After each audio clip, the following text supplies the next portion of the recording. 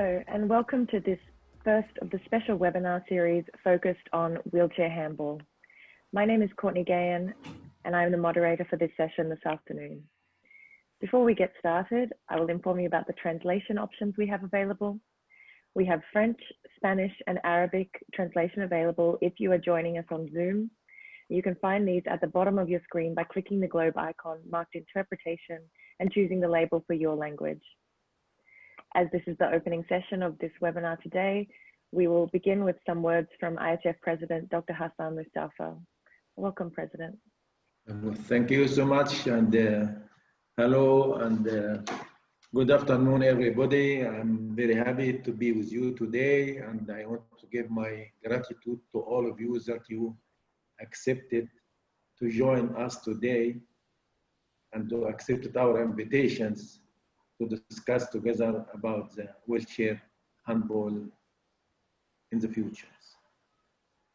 I want to give you some stories about this theme. We as International Handball Federation since 2009, full member at IBC, and I have several meetings with the president of IBC. One of them attended by my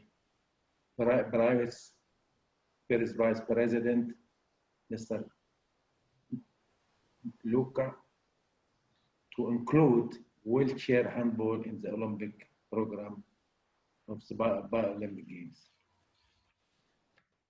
But unfortunately, we didn't fulfill the conditions because the conditions of the Paralympic IBC to have at least 24 teams, different national federation playing wheelchair.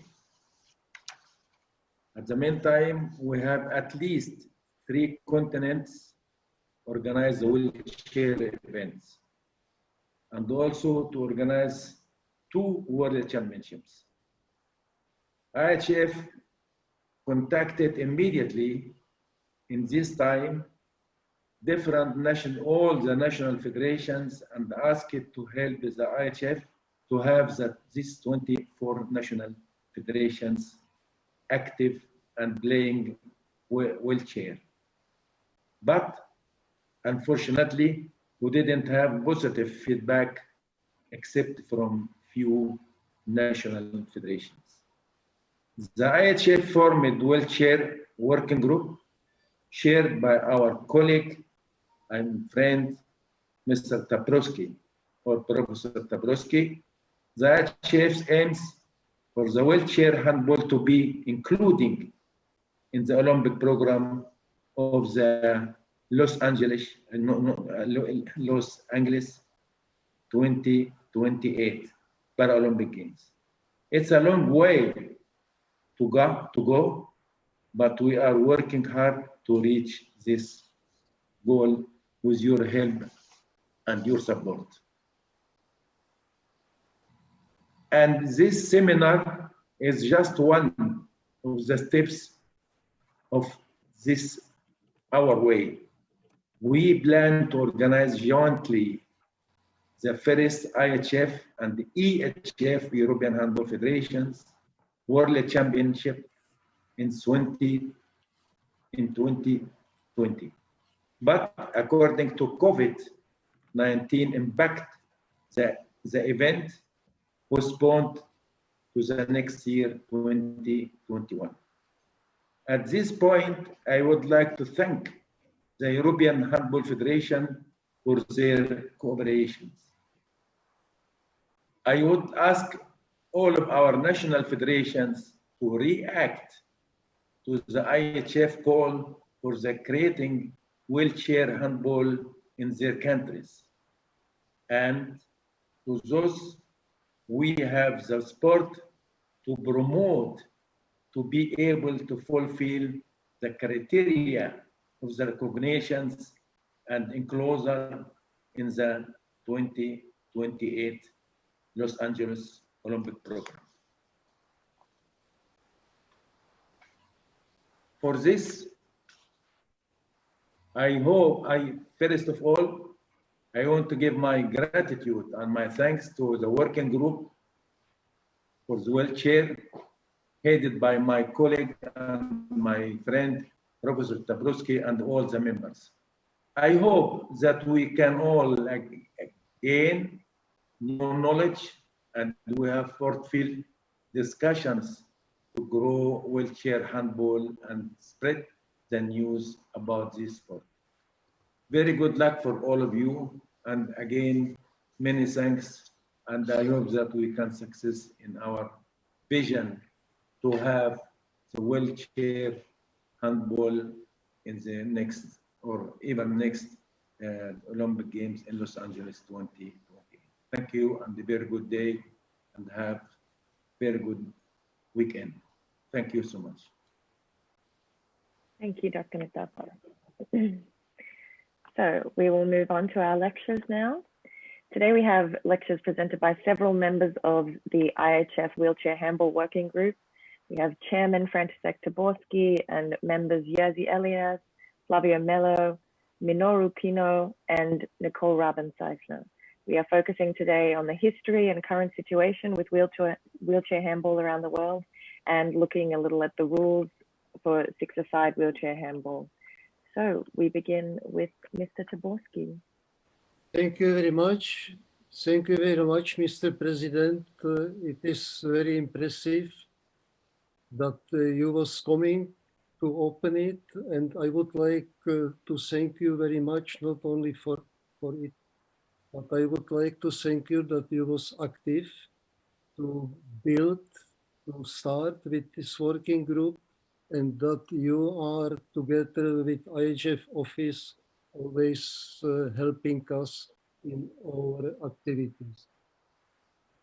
This why we are here, and I am very happy if I am looking that is already 63 participants by this event.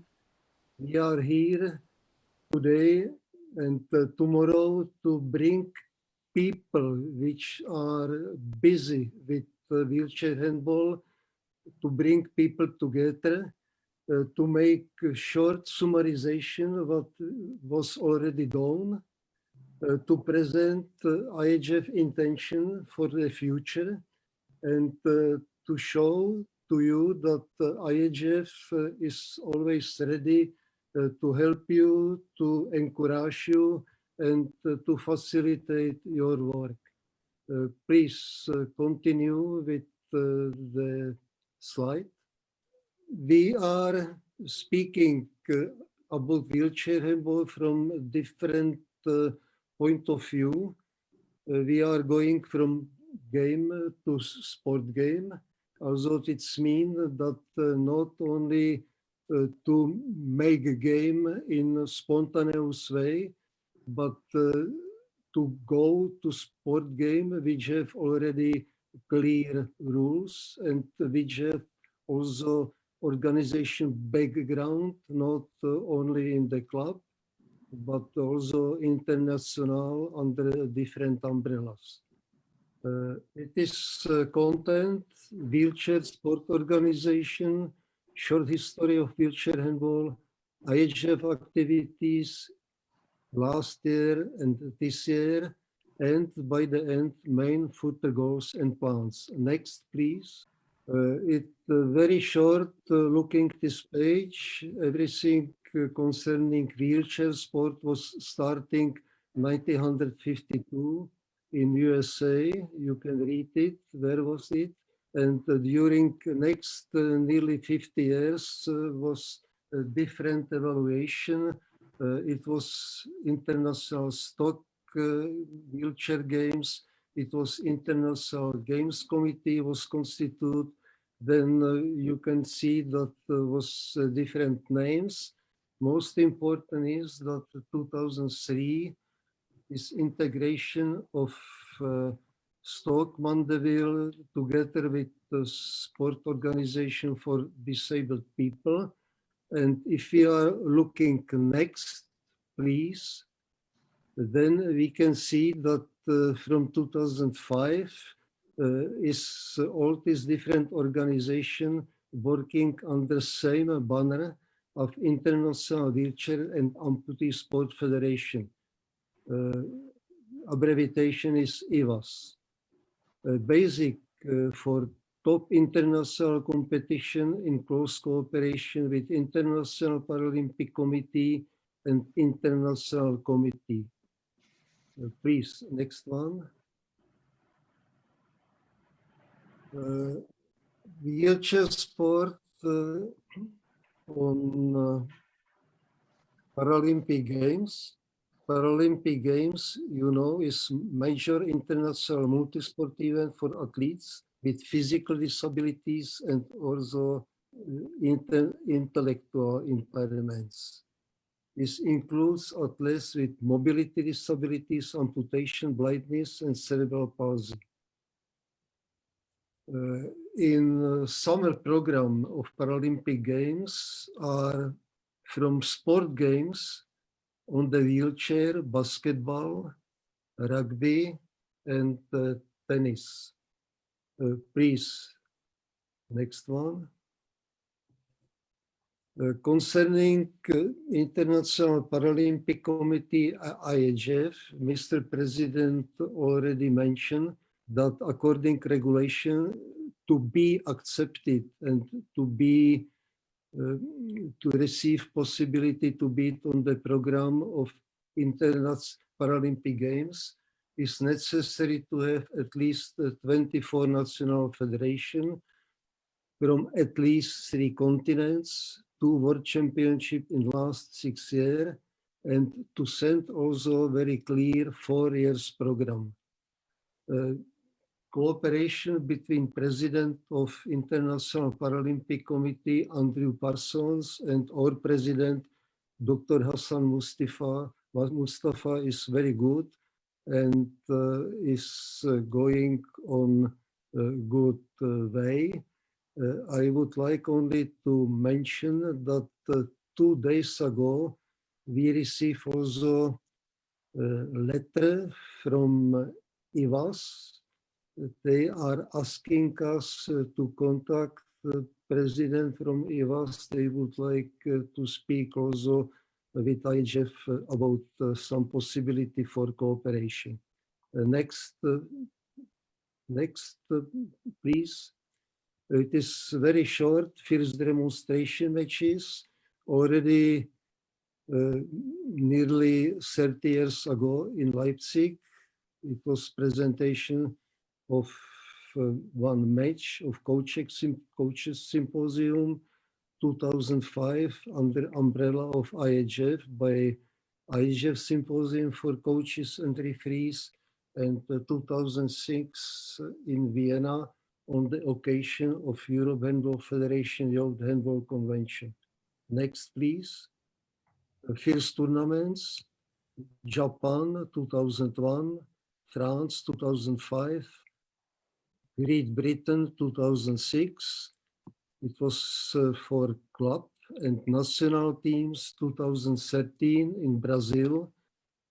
World Wheelchair Championship with 6 countries, 5 from South America and 1 from Australia.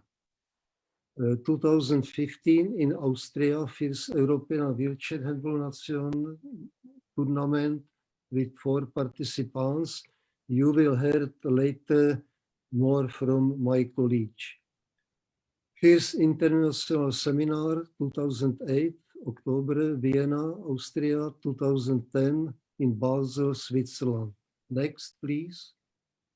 Activities 2019-2020. February, March, discussion in IHF Executive Committee, letter of our president to important bodies, Paralympic Committee, Europe Handball Federation, Japan Handball Federation, France Handball Federation, Brazil Handball Federation. March 2019 was established working group, and this working group have following members. Is Madame Raben-Seifner-Nicole, is Dr. Elia Scherzi, Dr. Melo Flavio, Mr. Minoru Kino, and myself. You will see today all of these people. Tomorrow will be coming also expert from Portugal, from Croatia, and from Hungary. The first IHF wheelchair handball meeting was last year in October, and minutes you can find of following website, which is writing here. Next, please.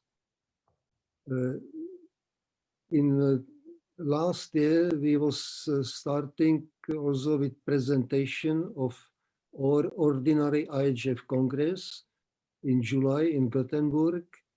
And during this Congress, we was given questionnaire to all national federation about activities in the wheelchair handball and plans. Only 40 national federations replied. You can see 13 from Europe, 11 from Africa, 4 from Asia, 3 from Oceania, 5 from North and Caribbean America, and only 2 is a little bit surprising because South and Central America Handball Confederation is relatively very active. Only 2 from here. The 23 national federation already registered wheelchair handball activities. It is promising for the future.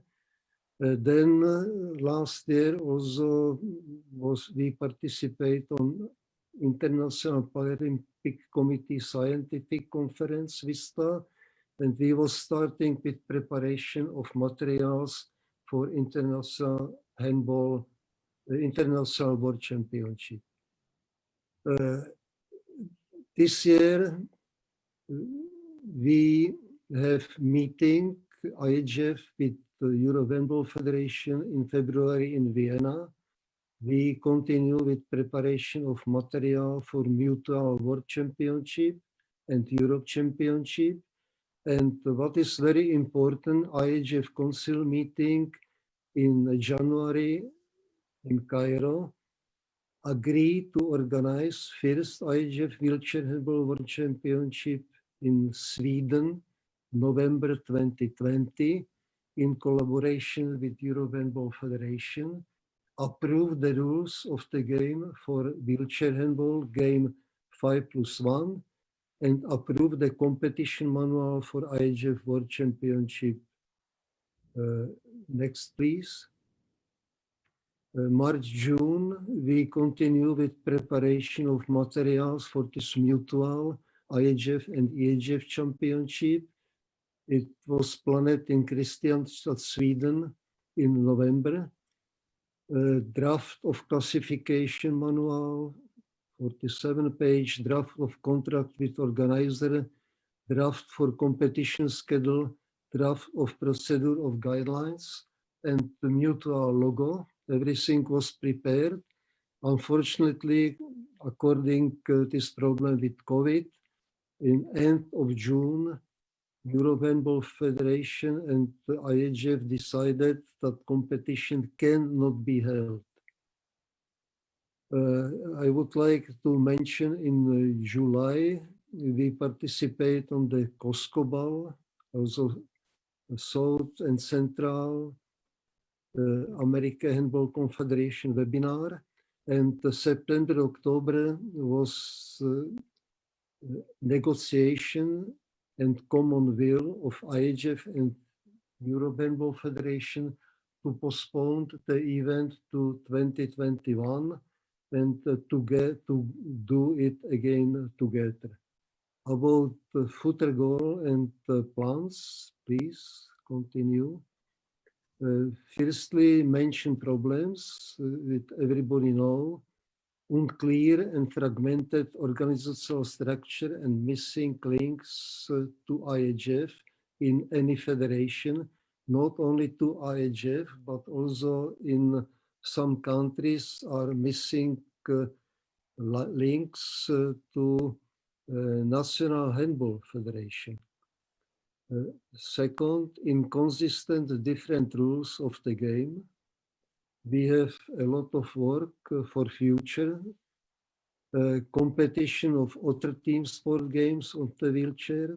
It is not so easy because they have sometimes longer tradition in international net, limited human and economic resources, and high costs and difficulties by the organization, especially when we have traveling on longer distance.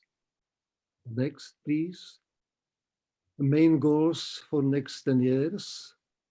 Initiate interest in wheelchair handball, support the development of wheelchair handball,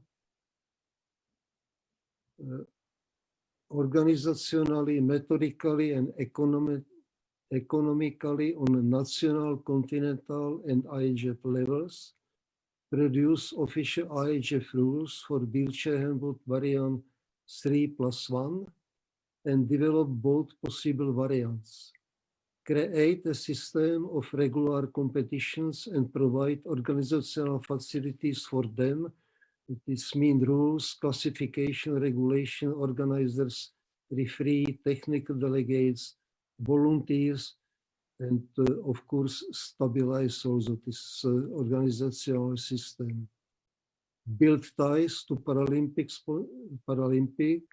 to sponsors, and to government institution in Paralympic sport on all this level. Reach at least 25 national federation and 3 continental confederation with active approach to wheelchair handball by 2022. It is very important because in the year 2022 will be necessary to become full membership of the International Paralympic Committee, and will be necessary already 6 years ahead to apply for participation in Paralympic Games 2028. And last but not least, reach at least 40 national federation and 5 continental confederation with active approach to wheelchair handball by 2030. Next, please. If we are looking competition plans, then hopefully will be possible next year organize first official IHF World Championship in wheelchair handball together with Europe Handball Federation with first Europe Championship. Then will be nice if will be each even year 2022, 2024, etc. Continental Wheelchair Championship, and in another years 2023, 2025, etc. Second, third, fourth IHF World Championship in wheelchair handball. Then this first top goal for 2028 is participation in Paralympic Games and Continental Wheelchair Handball Championship. Please, last slide. All questions you can give now, but answer will be given on the end of today's presentation or on the end of tomorrow presentations. And if there will be not time for it, we will answer in writing way. Thanks you for your attention. And I am really very positively surprised and satisfied that now is 78 participants. It is good start, but I told you by the start of this presentation, we are on the start, despite it that we done a lot in the past, we are on the start to do even more and to receive, to achieve our goals. Thank you for attention. Thank you, František. So now we are going to move on to the situation in different continents. I believe first we have Jerzy Elias talking to us about the situation in Europe. Okay, thank you very much. Hopefully everybody hear me. Yeah, the presentation is open. Welcome to everybody. I'd like to say a few words concerning wheelchair handball in Europe. Then we started when we started with wheelchair handball idea. We try to create a sport which is very close to handball, and the sport which not be limited to age, gender, or physical condition of the players, like in handball. And there should be sport for all without any borders. So we decided to play handball, not a kind of handball. On the other hand, of course, we try to keep all the attractive parts of handball. So I mean about sport which is very powerful, fast, and spectacular for the audience. And wheelchair handball should be so close to handball to be very attractive for spectators and for the people. So we started 2005 and 2006. It was cooperation with rehabilitation patients and the Austrian wheelchair basketball team, Sitting Bulls. And there are some kind of showing games in different variants of wheelchair handball. In wheelchair handball national member federations that František said before. And then 2008, it was first wheelchair handball event in Vienna. It was a combination of a seminar and a small tournament in Vienna with two participating teams, one from Sweden, Lunds Handballs Club, and one from Austria, it's Sitting Bulls. So it was basically consists of players of wheelchair basketball. But when we are back to regular competition organized by European Handball Federation, it was started in 2015. We organized the first wheelchair handball nations tournament. It was also mentioned by František Táborský, and with 4 teams participating: Netherlands, Portugal, Sweden, and Norway. We try to keep the handball using the same field, the same goal area, the same goals, the same substitution area, etc. So we try to keep this new sport as close to handball as possible. After that, we organize almost every year the tournaments. 2016 also with 4 teams. It was in December in Sweden on the occasion of Women's Euro with 4 teams participating: Netherlands, Portugal, Sweden, and Italy. And 2018, it was a wheelchair handball tournament in Portugal with also 4 teams, Portugal, Croatia, Hungary, and Netherlands, as you see, in 3 different tournaments with 4 teams participated in. We have some nations or national teams still the same, with a strong wheelchair handball sport, and newcomers all the tournaments. And finally, last year, during tournament in Croatia, we collected 6 teams. It was Croatia, Portugal, Hungary, Netherlands, Romania, and Slovenia. So it's clearly visible that it's firstly the interest shown by national federations concerning wheelchair handball is growing, and wheelchair handball is started to be more popular in Europe. Concerning our plans for this year, we planned to first European wheelchair handball championship as an official tournament, and we also plan to play this joint event of IHF and EHF wheelchair handball championship as a maybe first time in history as a joint event, which was very important for handball. But according to the pandemic situation in Europe, and executive committee decided to cancel this competition. But anyway, we try to do this next year. We'll talk about this later on.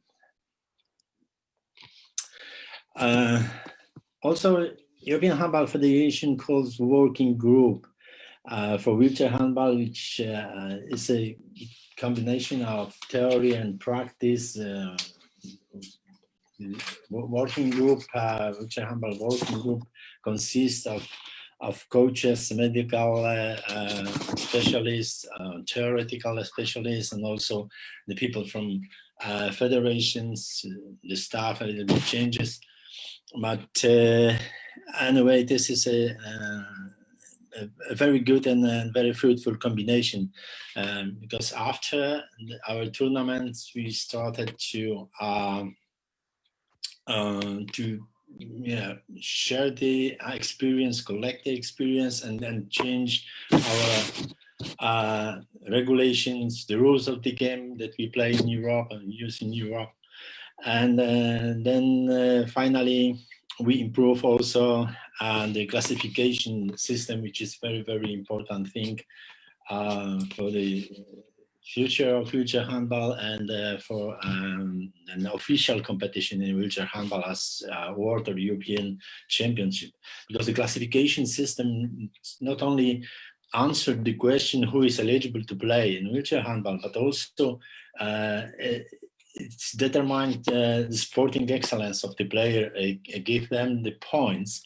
And this is an important thing to equal the chances between the two teams. And it is obvious if you are thinking about future handball as a Paralympic sport. As you see, there is we had 4 different meetings every year, almost starting from 16 after each tournament. So we change, for example, the rules of the game. When we started with the normal size of the goal, this is one of the examples. Finally, we decided to use a little bit smaller goal, 3 for 1 meter and 70, about the rules of the game that we will talk later on. But also the same concerns the regulations, the specification of wheelchair, and also classification system, because we started with 5 classes. And in our group, there are 2 specialists on this field, Dr. Antunes from Portugal and Kees van Breukelen from the Netherlands. And then for the first time, we use a classification system during tournament in Portugal, but it was not fully implemented, just to inform both sides, the teams, that the classification system will be necessary and is necessary and will be used in during next tournament, and it was fully implemented in the tournament in Croatia. What kind of documentation we prepared as a result of our meetings and the tournaments? Firstly, rules of the game. We decided to play 6 players, including goalkeeper, so it means 5 + 1. And because as you remember our philosophy when we started with the wheelchair handball, so there is no borders and no gender limits. So we decided to allow to play minimum one female player on the court. So it's a mixed teams. We use the same court, the same goal area, but this smaller goal. As I said, we started with normal size and then switched to 3 meters for 170. And playing times, we decided 2 times with 20 minutes each. We also prepare a wheelchair handball organizer manual for the potential organizer of the competitions, of the tournaments, also wheelchair handball regulations, which also, this is also very important document because it refers to participation in the event, playing system, playing schedule, protest and appeals, like in regular competition, and also anti-doping control or financial conditions of the tournament. Also the procedures and guidelines for wheelchair handball events. This is also important documentation, because if we are thinking about an official competition in Europe, we have to also we have to have a guidelines procedure, pre-match, post-game, team lineup, players, clothing, or other procedure, which is much more official. The wheelchair handball classification manual, which is based on a classification for wheelchair handball, to some extent similar sport. Now we use in our classification system 4 classes. We started with 5 classes, but after the tournament in Portugal, and after several meetings, we decided to reduce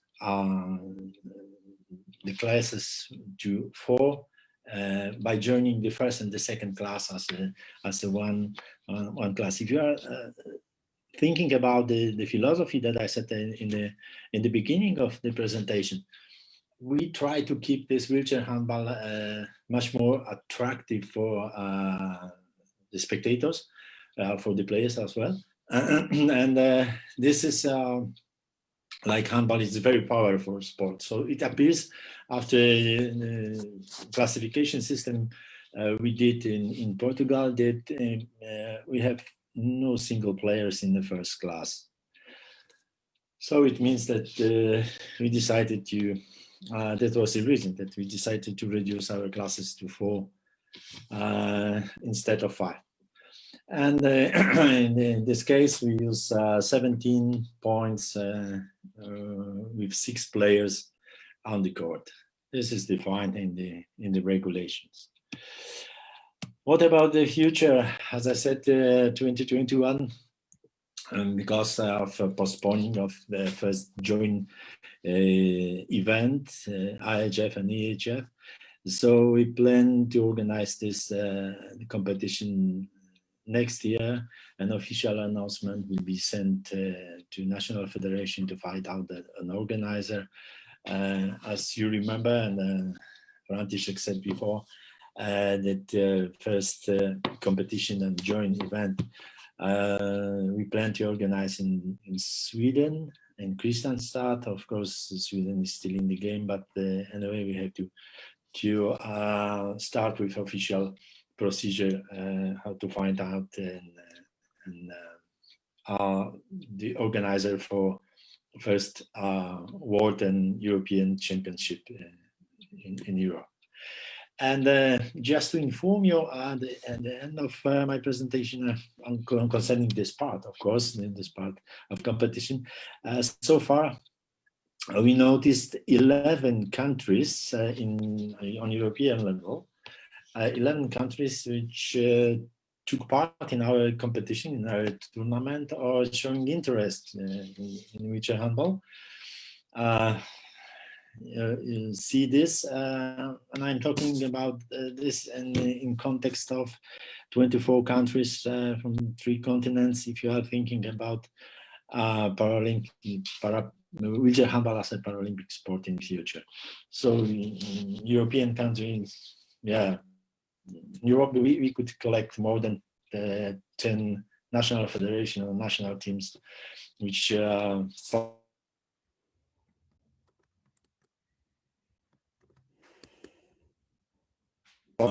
just per game. We also offer an education system for wheelchair handball referees and delegates, and the executive committee of the European Handball Federation accepted in an official way and wheelchair handball referees and delegates status. So now we have referees and delegates of handball, referees and delegates for beach handball, and for wheelchair handball. So we also offer education and tests via e-learning, of course, for the referees and delegates, and also we think about the practical observation during the competition in the country, because on the European level we have some countries with almost regular competition in the country, so there is a chance to observe the referees and delegates and collect the experience, because there is not still not very popular among the referees. But of course, we offer a part of education. We also should the knowledge about wheelchair handball of the referees and delegates should be tested once a year, of course, via internet. So currently we have 7 referee pairs of 6 nations and 6 delegates from out of 6 nations. So this is important thing in context of official competition like European Championship or in the World Championship. And we also support national federation. If you are talking about wheelchair handball promotion strategies and development, wheelchair handball development in Europe. So this is some kind of financial and material support via our development programs like SMART programs or short-term projects. And of course, we could nominate wheelchair handball expert as a lecturer for education courses for coaches, for referees and delegates in the country. Also during last scientific conference, which was organized 2019 in Cologne in Germany, there were some lectures concerning wheelchair handball. This is really good promotion activity from our side, and of course there is some promotional materials and games, videos available on our YouTube channel, and of course our documentation is also available on our website. Thank you very much for your attention.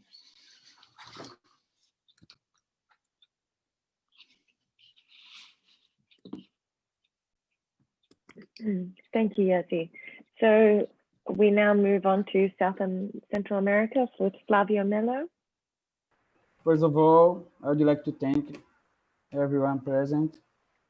I want to greet Dr. Mr. President Mustafa, Nicole, Amal, Taborski, Elias, Minoru, Kino, and everyone present. It's very important to me to be here with you today to talk about the wheelchair handball, and more specifically to talk about the wheelchair handball in Central America. So it's very important, if I will speak about the wheelchair handball in Central America, I need to talk about a brief history before and after 2020. So the current situation, the activities in 2020, countries and initiatives, men and women, planned activities and goals, events, championships, and cooperation action. So let's start with the wheelchair handball in South Central America and before and after 2020. So the wheelchair handball in South Central America was created by Décio Calegari in cooperation with Irineu Gorla and Alexandre Carminato.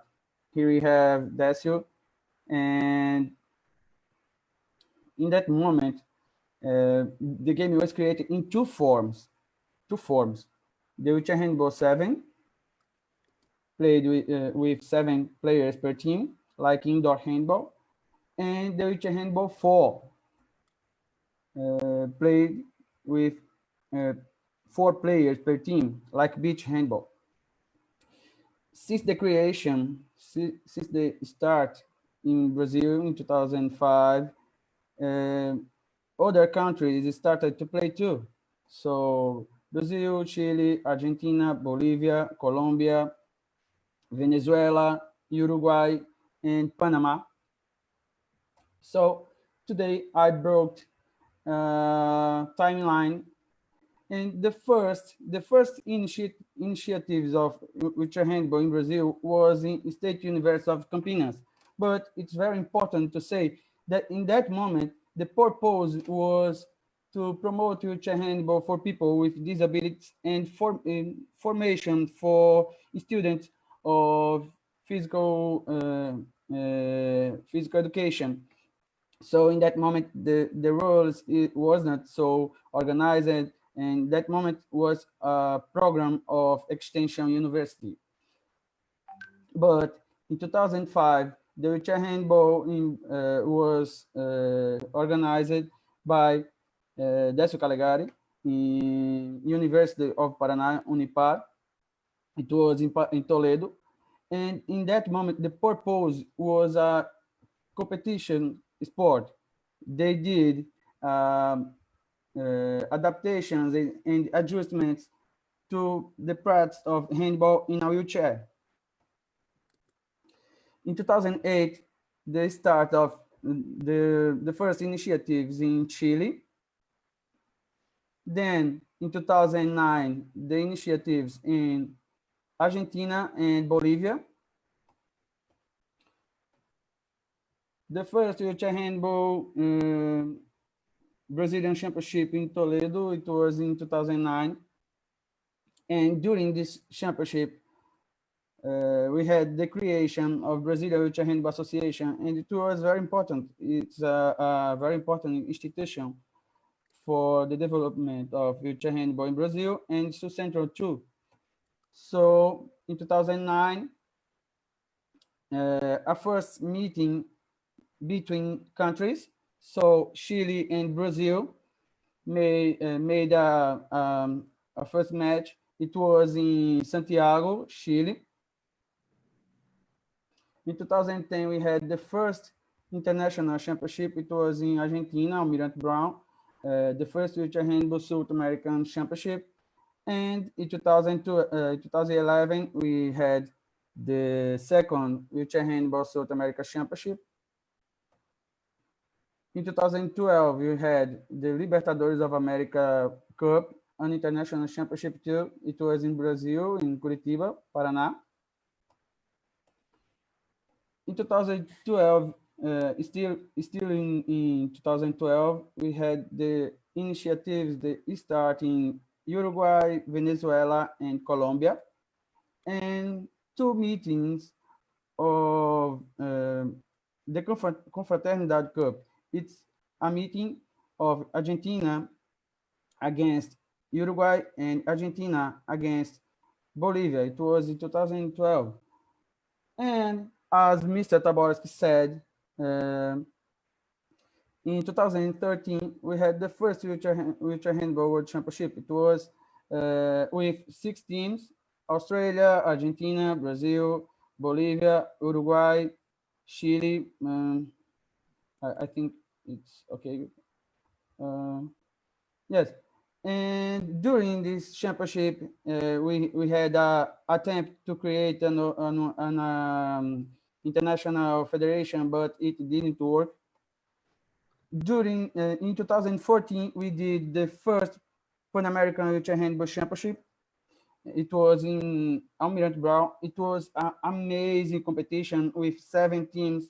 And if you want to see videos, it is available on the internet, on YouTube. In 2014, we had the start of Panama.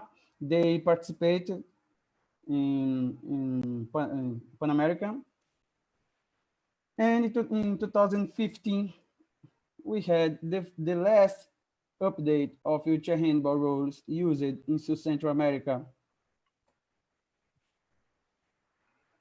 In 2019, we had the second Women South American Wheelchair Handball Championship, and it was very important because it was in Brazilian Paralympic Committee, and was very important to approach for a approximation with this institution.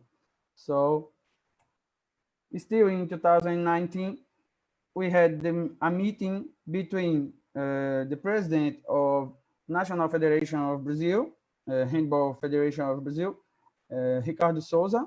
He was very important in that moment, and the president Jevene Almeida. She is present here. She is the president of Brazilian Wheelchair Handball Association, and it was very important because then we had a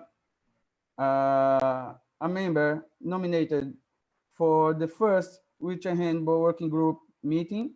It was like, as Mr. Tabarski said, in October of last year, in 2019.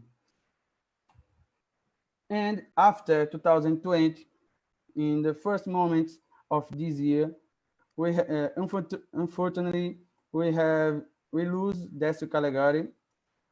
In 2020, wheelchair handball loses Dr. Décio Calegari, responsible for the creation and development of sport in South Central America and in some other countries like Australia, and contact with other in Europe too.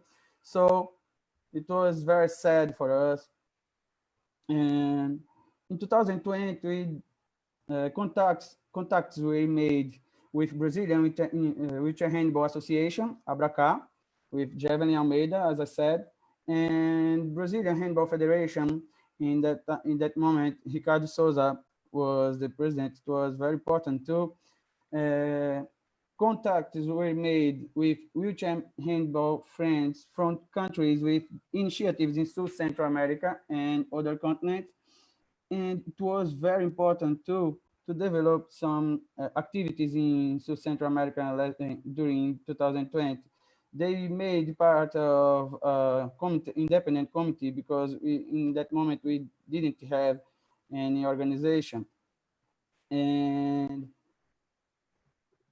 contacts were made to and established support of COSCABAL, our South Central America Handball Confederation, and with President Marcel Mancilla. He was very he was very important in that moment because he was available to think about the development of wheelchair handball in South Central America, and we did some activities. Activities were organized, promoted by the support of COSCABAL. 2 events were organized, and these activities were only possible because of the participation of wheelchair handball friends from different countries with initiatives. We worked hard to do courses, presentations, and it was very important. So in 2020, we had the first wheelchair handball international seminar in Colombia. The conversatory about wheelchair handball during the handball week, as Mr. Tabarski said for us. And we did the first international wheelchair handball seminar of COSCABAL too. And now we have the wheelchair handball working group of COSCABAL was created. am I a president of this group. And the current situation is, as I said before, we did the conversatory in July, the International Handball Seminar in July too, and now the creation of Wheelchair Handball Working Group in Coscabal. Wait a minute. And it's very important to say the current moment, the current initiatives in South Central America, Argentina, Brazil, Bolivia, Chile, Colombia, Panama, Venezuela, Uruguay, some countries are getting started, like Paraguay and Ecuador. And I am like as a president of Coscabal Wheelchair Working Group, we are organizing a letter to send to each president of national national federations to nominate minimal representation to develop the wheelchair handball in each country. So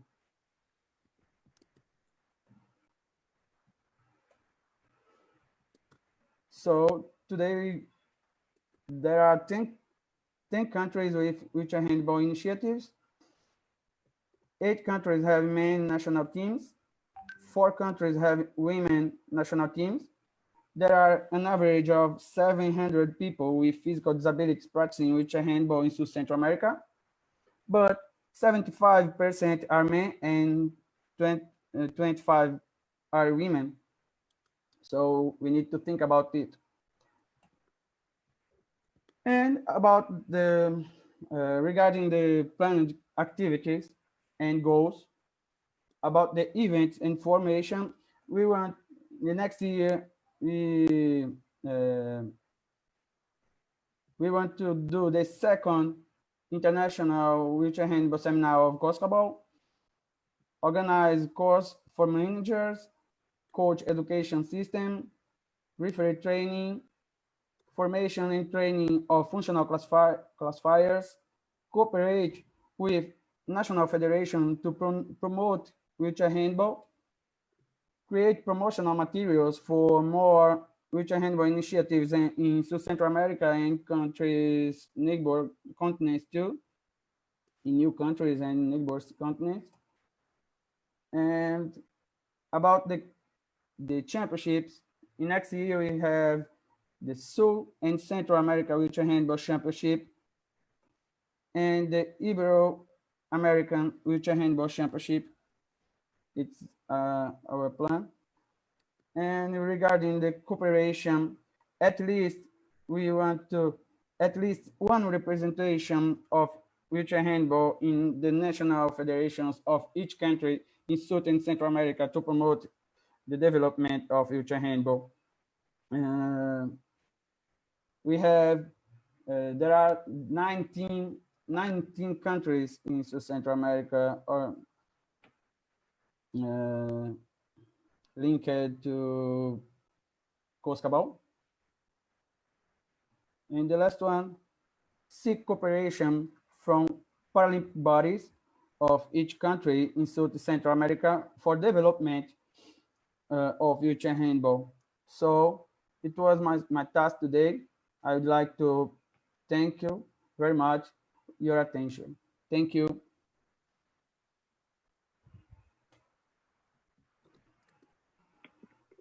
Thank you, Flavio. And now we move on to Asia with Minoru Kuni. Hello, I'm not actually Mr. Kino. My name is Manabu Saito, and I'll be doing his presentation on his behalf due to language issues. I'll be doing a presentation about Japan wheelchair handball. I hope I'm not going too fast. The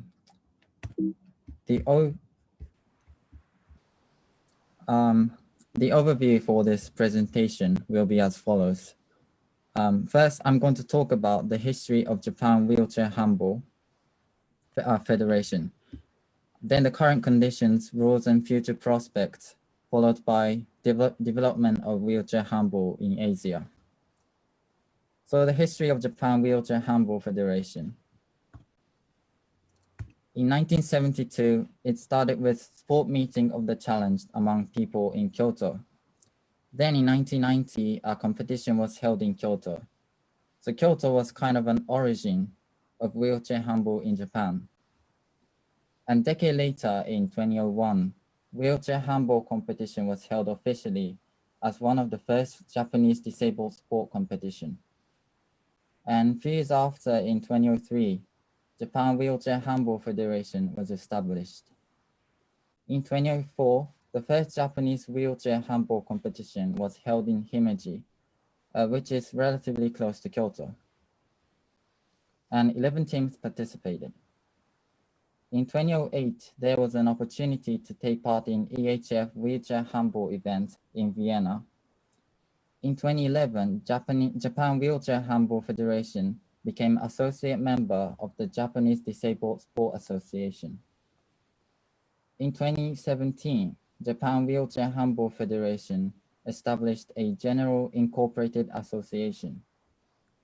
Until recently, 17 national competitions had been held yearly until 2019, which in 2020, 18th national competition at Kitakyushu was withdrawn.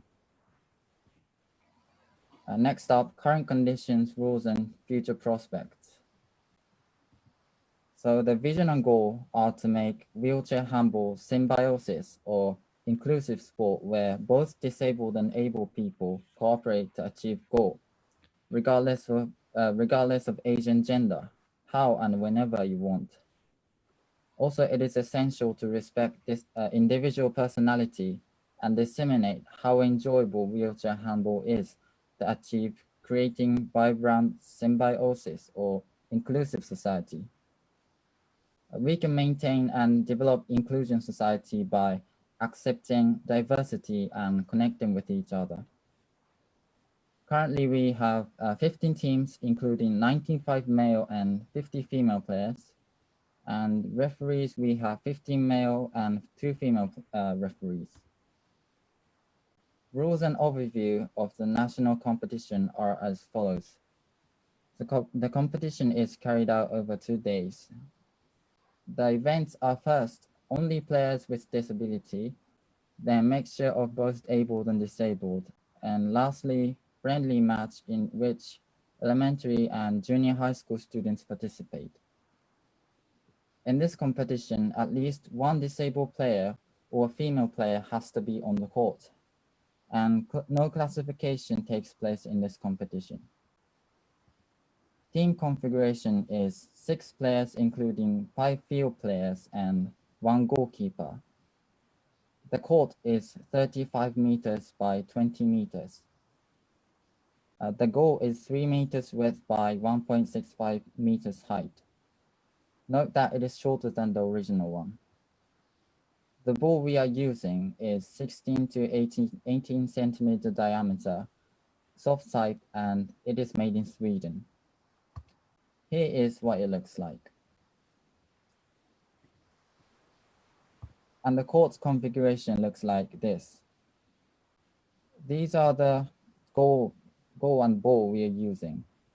You can see on the upper part of the goal, the height is a little shorter than the original goal. Here we use this space to put some advertisement on. Each match is 50 minutes half with 10-minute rest in the middle. Each team has 1 timeout for each half. An extended match is 5 minutes half with 2-minute rest in the middle. If it still stays the same score, we do 7-meter throw by 3 players each. If you do 4 consecutive rowing with hand while holding the ball or placing on your lap, it is a foul. The rest of the rules follow the same rule as the normal handball. All the national competitions are for both able and disabled players as a mixture, not for only disabled players. We mix gender too, but no injuries are reported. The ball is soft enough that it doesn't hurt in any way. So now the future prospects. We need a nice rigid classification quality to maintain balance in the competition. Also, we need to think about the balance between competitiveness and having fun playing the sport. In Japan, wheelchair handball is for both abled and disabled. So we need to adjust to fit the criteria of the IHF or IPC in order to participate, which only disabled players can take part in. We also need to spread and promote wheelchair handball to the nation.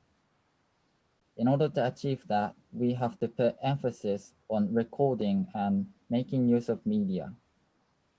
Also, we can hold trial sessions for elementary students and others to let them know what wheelchair handball is. We also need to manage organizing and securing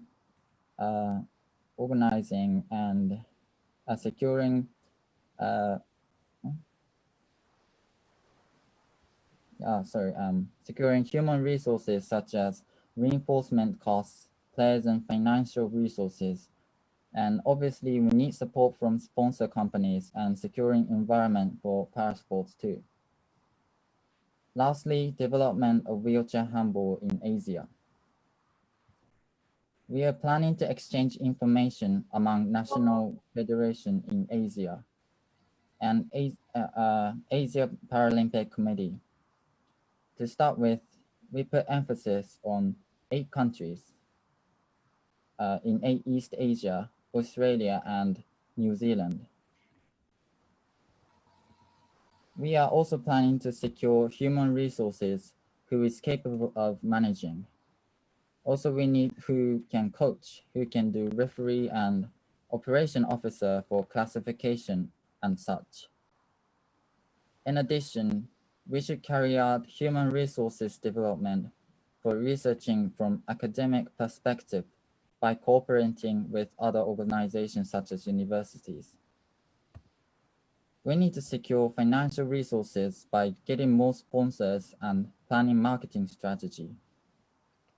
Lastly, we need more recognition and understanding of wheelchair handball. So 1, we could do continuous information gathering from nation, IHF, EHF, and other resources. 2, we can cooperate with media. And 3, we can carry out demonstration, trial session, or a mini game to gain more recognition. That's it for our presentation for Japan wheelchair handball. Thank you for your time. Thank you.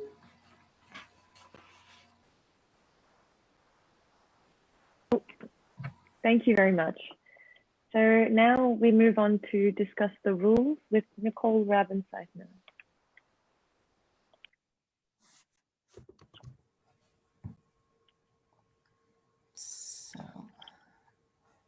Hello, everybody. I have the pleasure to introduce the rules 5+1 on wheelchair handball. First of all, let me give you a short overview on how we came up with the rules. As you already heard, in October 2019, the IHF Working Group on Wheelchair Handball met for the first time, and we discussed various wheelchair handball related topics, including the rules, of course. We learned about all the different versions of wheelchair handball used all over the world, and we came up with one proposal, which was then approved by the IHF Council this February. We tried to stick to the traditional rules as close as possible with only small changes. You can also find these rules at the IHF website under statutes and regulations. So this will be the rules that we are going to use for the first international event, which we hopefully have next year in 21. But, and this is quite an important information, as you know, rules are always a living thing. So we will collect the experience made during this first event next year, and in case needed, there could also be changes to the rules, like we also have in traditional handball, to keep up with the development of handball. So the major changes that we had to make actually belongs to the basics of the sport. For example, we are playing with 1 player less on the field, meaning we have 6 players per team on the court, including the goalkeeper. And in order to promote women in wheelchair handball, we decided to play with mixed teams, meaning that there should always be at least 1 female player on the court. All players need to be classified by the IHF prior to the tournament. The maximum size of the delegation is 20 persons, including a minimum of 3 female players. Minimum age is 15. The playing time is 2 halves of 20 minutes each and a 10 minutes half-time break. Every team receives a 1-minute team time out per half. At the moment, also because we are having women in the team, we are playing with ball size 2. The court measurements are basically the same. The only difference is at the safety zone behind the substitution area, which is supposed to be a bit wider. And we only have 4 chairs on each side for the team officials. The goals are a bit lower. So we have goals 3 meters times 1.7, and we have no catch net in the goal. Every team is supposed to arrive with 2 playing kits, including 1 light color and 1 dark color per team. There should be the players' numbers on the front of the jersey. And we will also have a sticker or a mark on the backrest of the wheelchair giving the player's number and also the class of the players identified by colors, as you can see over here. All players have to be strapped to the wheelchair at the upper and lower legs in order to avoid lifting. The wheelchairs, of course, need to be safe and fair. They will be checked prior to the tournament, and in case of any doubts, they might be banned from the tournament. There should not be any electronic wheelchairs, of course, and then we have additional measurements like for the horizontal bar, which should be approximately 11 centimeters above the floor. One of the most important things is that the wheels should be either fully covered, like you can see on the first picture, or carbon fiber spokes shall be used in order to avoid any injuries. Let's jump into the game itself. So as I said before, there are only small changes to the game. So in the experience from Europe, we often had referees being kind of unsure and asking the delegate how to decide in this and that particular situation. And the delegate would always say, well, what would you decide in traditional handball? Because it's really very close to traditional handball. So no worries about the wheelchair handball rules here. The basic things are the same as in traditional handball. You can throw, catch, stop, push or hit the ball by using your hands, arms, head, and torso. You can hold it for a maximum of 3 seconds. You can push the wheelchair and dribble the ball. And here comes one of the first changes. You're allowed to place the ball on the lap, not between the knees, while pushing the wheelchair for a maximum of 3 seconds. This is supposed to be the 3 steps in traditional handball. While the ball is placed on the lap, it's considered as under control, so it cannot be taken by the opponent. And of course, you can block and force away an opponent with arms or hands, and even with the wheelchair, unless it is not done in great speed, of course.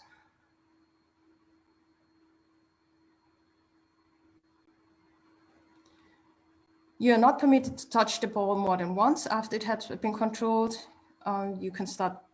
You're not allowed to start bouncing after a throw, and you cannot stop the ball with the wheelchair outside the goal area because this is considered as feed as in traditional handball.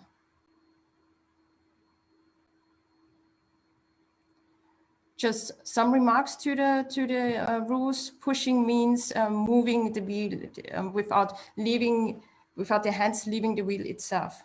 So it has to be done within 3 seconds, quite fast. And after pushing the wheel for 3 seconds, you're not allowed to touch the wheel again. If the ball was dribbled before being put in the lap, you cannot dribble afterwards again, but this is like in traditional handball as well. And of course, you're only allowed to hold the ball for 3 seconds. If a ball is thrown against the wheelchair or covered against the wheelchair, it is up to the referee to decide on the intention and if there shall be any consequences accordingly. And yes, you can use the wheelchair to pick up the ball on the floor, from the floor. The punishments are quite the same like in traditional handball. So we have the yellow card, the 2-minute suspensions, and the disqualifications. And also here, the same rules apply as in a traditional handball. It is permitted to use the open hand to play the handball out of another player's hand. It is permitted to use bent arms and make body contact, but it is not permitted, for example, to hold the wheelchair and avoid the opponent to move. Yeah, those punishments will be punished progressively, of course. And what is quite important is it's also always about the intensity of the hit when it comes to defense. So if you're hitting an opponent driving too fast, you will be punished accordingly, of course. Another 2-minute suspension will be received if you exceed the maximum classification team points, which is always checked by the table outside of the court.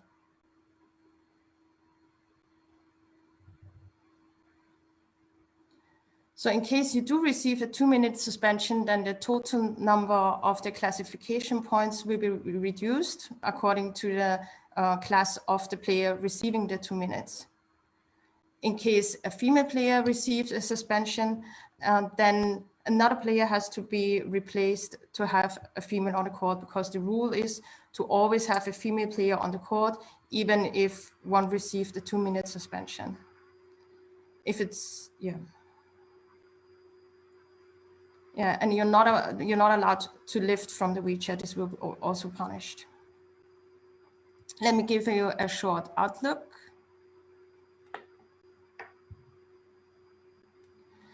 So for the classification, of course, as stated earlier from my colleagues, there needs to be a classification system. We already made a proposal accordingly, but it still needs to be approved by the IHF.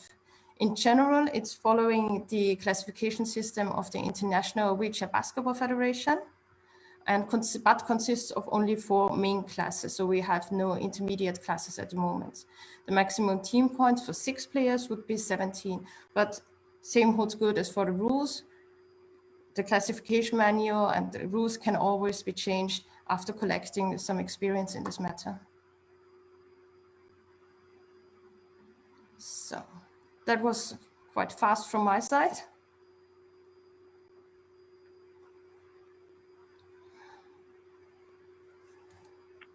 Thank you, Nicole. So I believe we are ready for questions now. So I am just going to ask the questions, and if I know that one of you should answer the question, then I will ask you directly. Otherwise, please just jump in with your answers, whoever wishes to answer each question. Okay, and excuse me. Let me say something, please. Yes.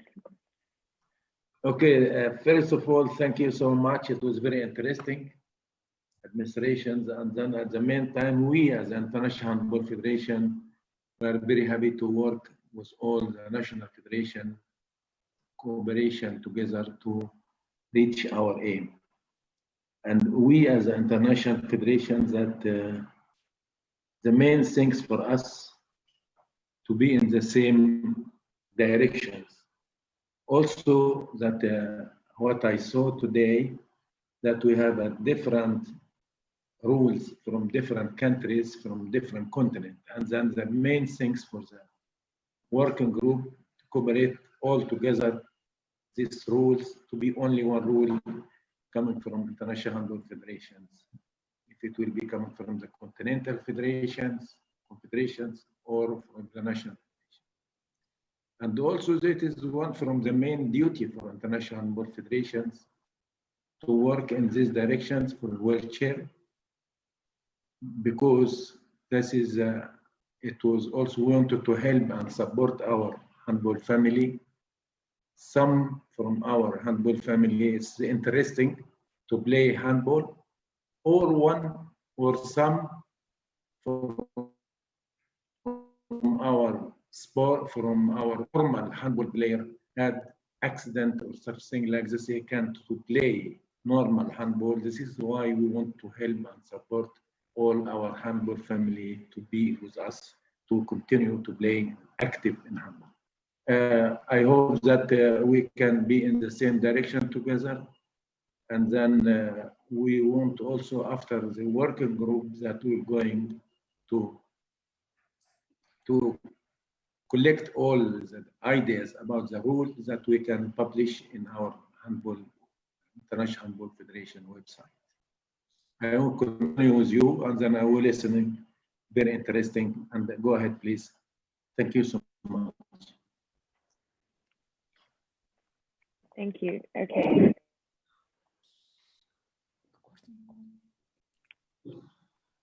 We have a couple of questions about the classification. Some people just want to know a little bit more about how this works. I think some people are asking why you've related it to basketball. So if someone would like to expand a bit about how the classification has worked.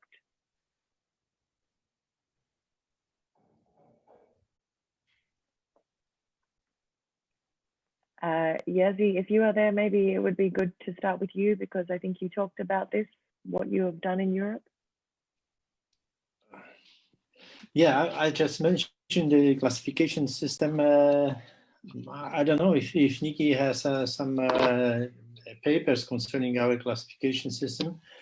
As I said, we started with 5 classes, and after our experience, after the 3 tournaments at least, but the one when we implemented the classification system with 5 classes, we decided to change the number of classes, reduce from 5 to 4.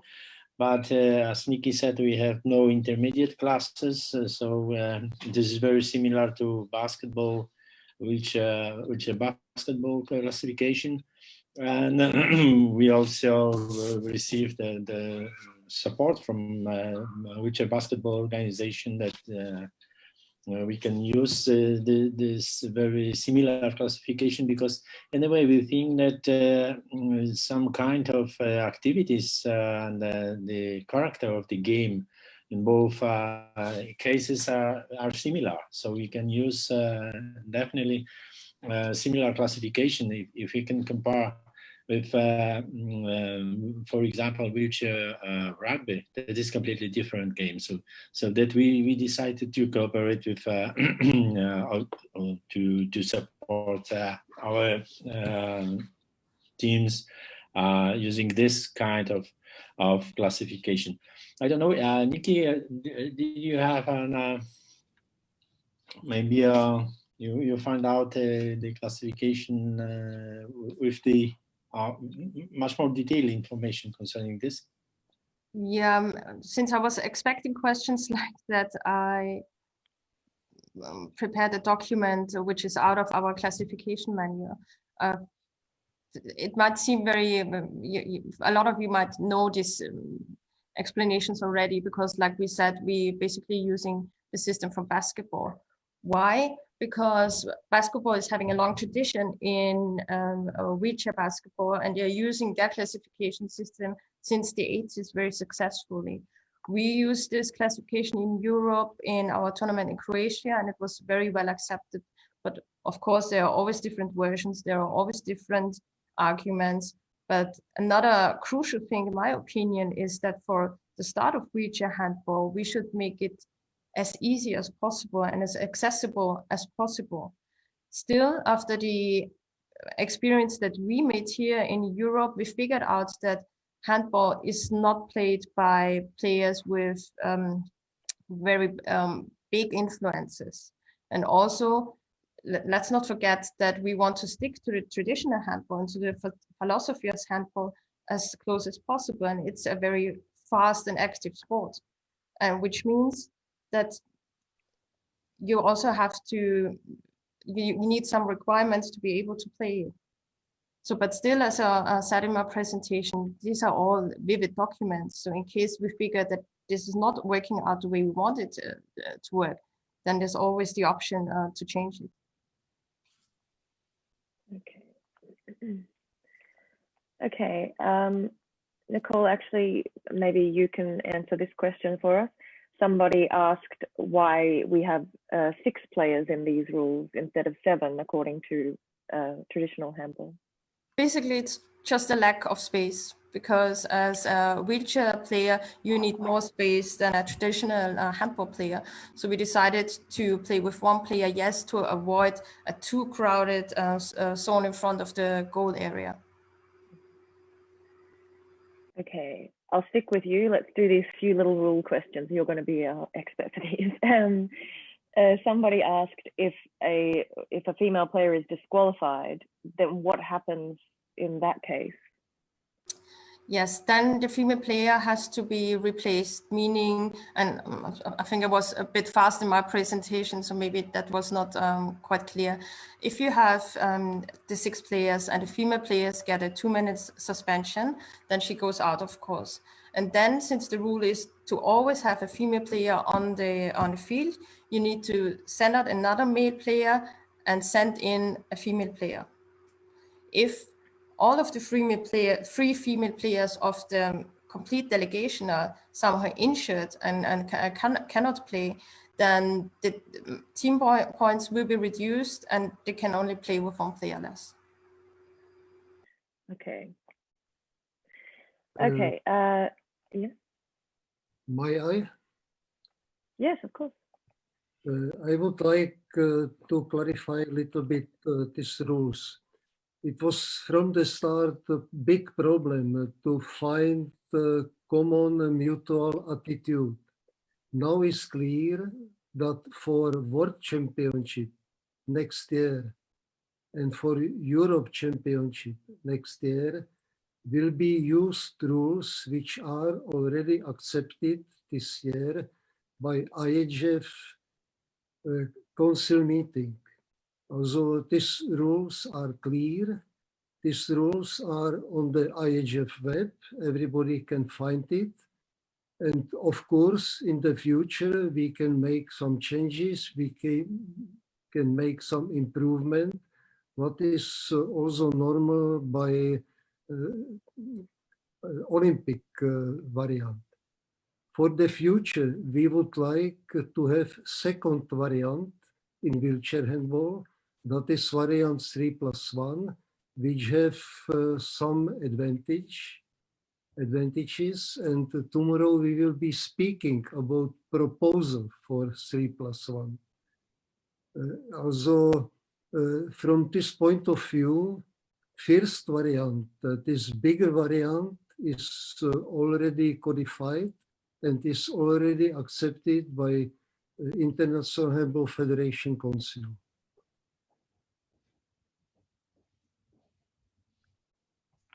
That's perfect, because that was another question that somebody had, so thank you.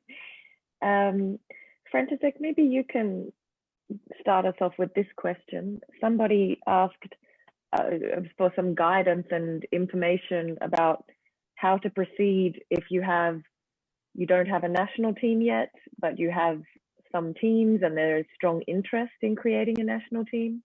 Do you have some advice to share that might help?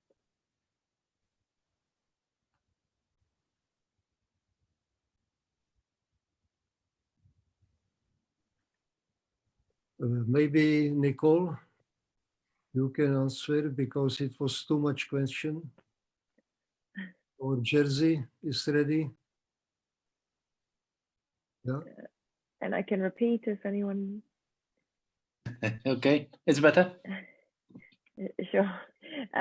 Did you understand the question that somebody? Yes, of course, I understand. Okay, Yeah, cool. it was not very tricky question. That it's not very difficult to understand it.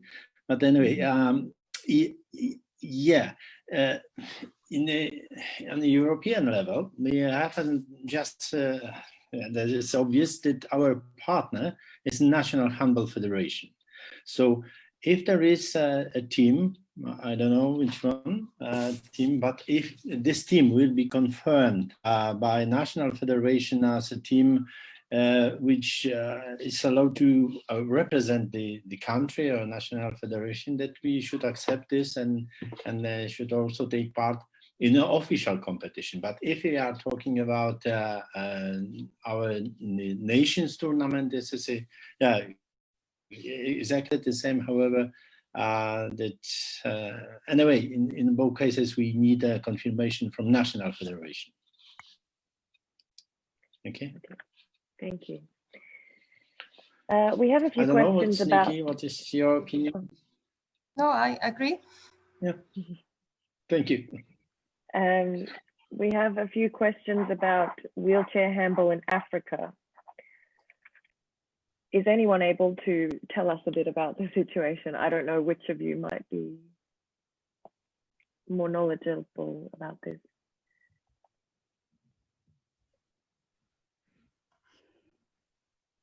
Can you repeat once again this question?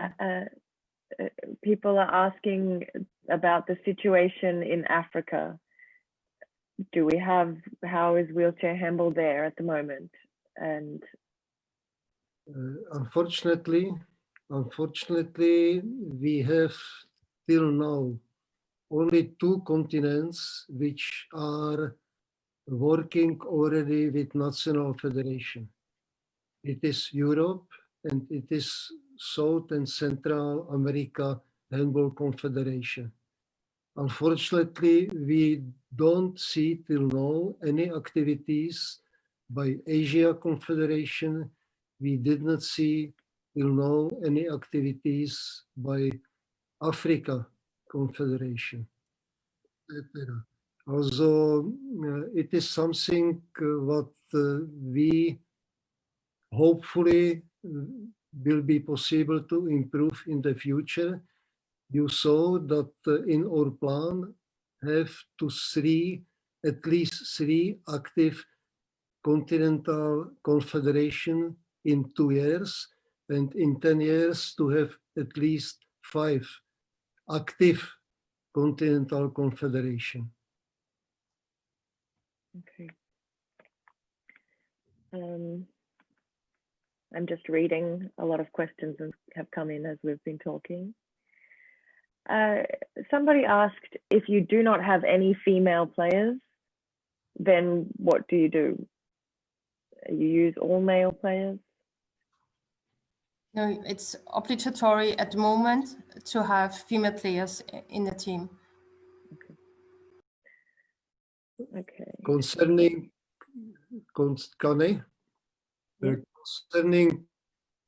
female player, it can be hopefully solved in the future, because in variant 3+1, we are thinking about the possibility to have only female teams and only men teams.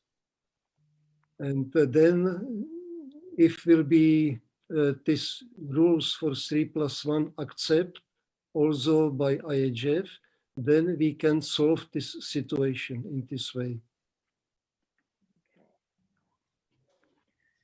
Okay.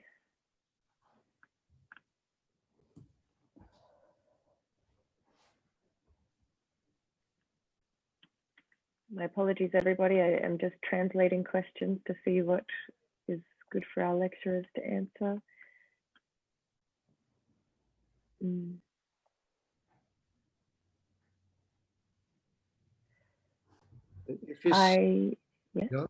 If it's not any more question, we can postpone question also for tomorrow. Yes. In any case,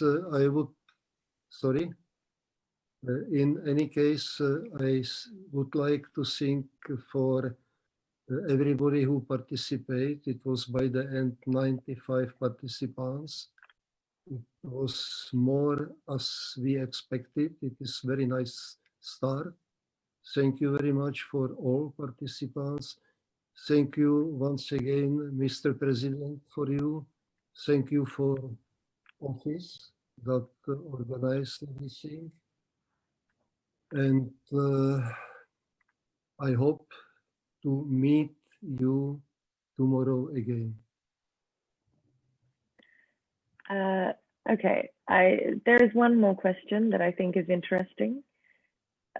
Somebody asked if wheelchair handball would be under the management of each country's Paralympic National Federation, or if this is the responsibility of the national handball federations.